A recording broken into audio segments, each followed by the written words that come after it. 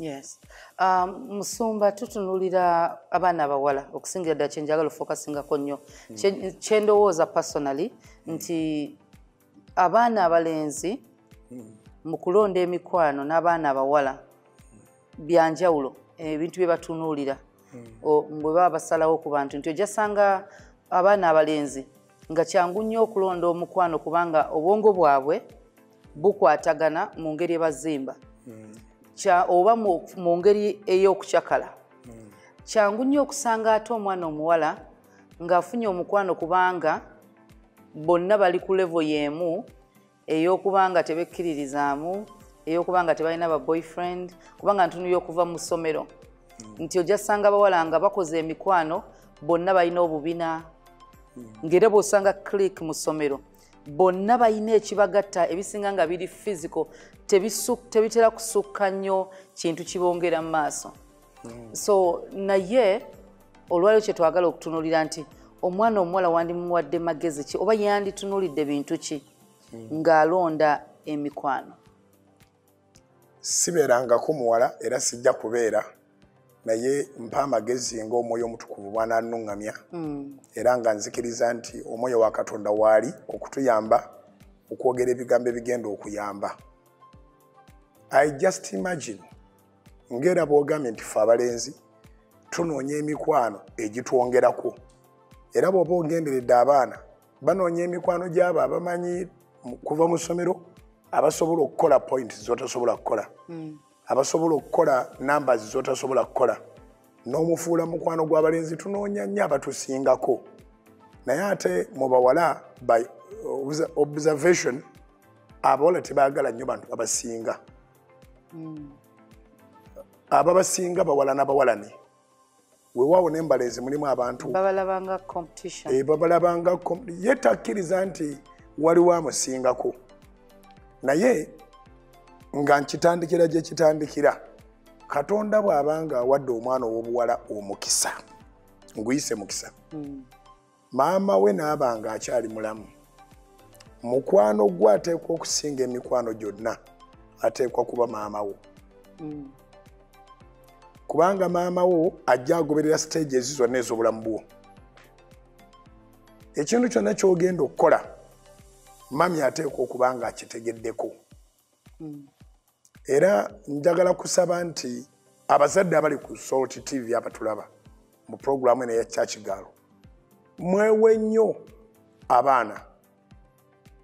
mwewe abaana mu ngeri y'okubeera mikwano gyabwe in that omuwala anoonyaayo omuntu anamugayidinga naye omuntu oyo anamugayidinga tabeera wa kikula kirala kiba kikula kye nzikiriza nti eri abasajja abayambyeko abaana baabwe okukula nga baana ba buwala naye abaana ab'obuwala okukula taata akontributinga kitono kubanga changes z'obulamu bwabwe maama yasinga okuzitegeera bafaanana ndowooza nkyogere tekirina buwemu omuwala abeera mukazi munno era ewaffe Masaka bagamba nti obukya buziba bwenkanyankanya omwana n'ennyina ewaffe eriyo abantu abalina omukisa nti azaala nga ne bawala be bazaala waliwo abalina omukisa nga abaana be benkana bulungi n'abaana abamuwala we nga bazaalira mu wiiki y'emu so bwe baba bakomparinga notice bazikomparinga ng'abazadde abakyala nga tebakyalinawo kiri kya maama na mwana so ne mu buto wano omuzadde omukyala yandisaze amagezi agayingira mu bulamu bwa muwala we sisuubira nti omuwala asobola okukola ensobi yonna neba breaking virginity ye n'ayingira mu mikwano emibi nga maama amubeereddewo bamaama bainitiatinge bamaama basookereze banoonye engeri yonna esoboka okutandika okubeera mikwano gy'abawala baabwe nga bakyali bato so that abawala bano balina confidence to confide in their mothers so bw'atuuka ku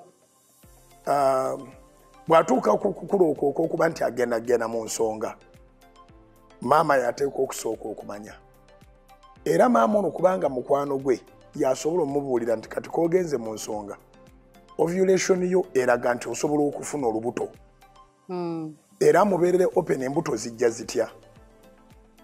amudesigning nga olwatandika okumukolamu omukazi maama ye mukwano asooka bwemanya nukula kya mikwano then oteeka okunoonyaayo gwe ng'omwana w'obuwala mukwano gwo ayina ku birowoozo ebyefaananyiriza n'ebya maamawo naye nga muto ye muto naye ebirowoozo bye bw'oba obiraba bw'owuliriza byayogera ne maama byayogera maama agamba weekuume noono muto muno naye agamba twekuume kuba katola omuli aba twekuume tetukkiriza balenzi kutujooga tetukkiriza balenzi kutumanyiira tetwonoona future yaffe kubanga maama ayina nti ye muntu ayagaliza muwala we tayinza mwagaliza kibi n'akamu n'akatono so omukwano gwe tunoonya kulina okuba n'embala eyo gukwagalizanga maama we bye yandikwagaliza nkugambye ateeka okuba nga omukwano gwono gw'olonda omwana w'obuwala alinamu ttooko ya maama naye nga mwenkana naye content agijja mu maama we twogera kati ku muntu nga be nagaye nti ng'alina omukisa nga maama we waali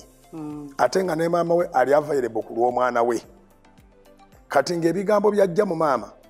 abiteeka ku levo ye n'abinyumya naawe n'owulira nga waliwo progress kubanga buli muntu yenna mu nsi muno yeetaaga omuntu gwe beekana naye okubeera mukwano gwe naye yeetaaga n'omuntu amusinga obukulu okubeera mukwano gwe yeetaaga n'asinga ku oyo amusinga obukulu okubeera mukwano gwe omuntu ateeka okuzimba emikwano okuva ku beyenkana nabo okutuuka ku bajjajja era abantu abazimba emikwano okuva ku beyenkana nabo okutuuka ku levo y'abajjajja abantu abo be bafuga ensi eno baba n'ekkuŋŋaanyizo ly'amagezi awulira abenkana naye n'amanya ne challenges eziriwo n'atanyooma maama we oba bazadde be n'awulira nabo advice gye bagaba ate n'alaba ne bana abayiseewo abali mu myaka emingi ddala abayita mu stage ezi zonna abo si bakadde nnyo okunsinga okuba nti bali old fashioned they are not old fashioned era tebajja kutegeera mulembe gwange tobanoonyaamu kutegeera mulembe gwo obanoonyaamu experience bwe boogera ekigambo oli bw'agamba nti nantabuulirirwa yasaabala bwa bbumba ebigambo nze ebinyimirizaawo ebisinga obungi byendeeta ne mu njiri ngero ze najja ku bantu abansingira ddala baali bajjajja bange be bazaala maama then n'abakadde abalala ab'oku kyalo weewaawo ebimu oli bitegeera mu dda naye buli proverb y'abantu abakulu African proverbs ne bw'oba ofunye amagezi n'ogula akatabo kagule